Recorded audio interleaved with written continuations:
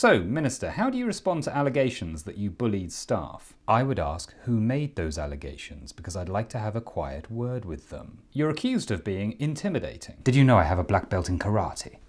You're also said to enjoy humiliating people. Is it a crime to have a hobby? So you admit that you're a bully? Of course not. There's no evidence that I shouted or swore at anybody, which was quite an achievement given who I was working with. Do you mean your staff? No, Boris Johnson. The point is that I have high standards and some civil servants just couldn't keep up. In what way? They kept failing to give me basic information. Such as? Well, for example, none of them told me that Dover was important for trade, right? Or that courtrooms need barristers and we couldn't just recruit them from Starbucks.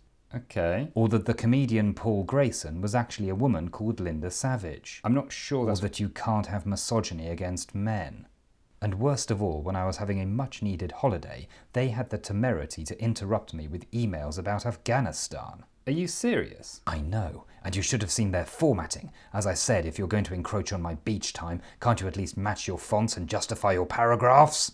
Wow. It's a good job the sea was closed, otherwise I'd have thrown them into it.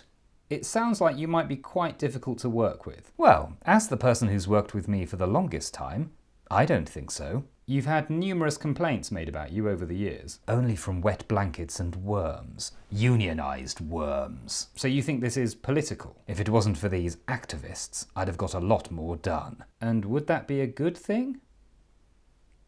Define good. Thank you, Minister. Oh! See me afterwards. You disgust me.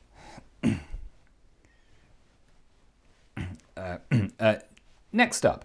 As it's revealed that Boris Johnson wanted to meet the Queen in person while suffering from COVID, we ask, what's the most sociopathic thing you've ever done because you wanted to make a speech at a funeral?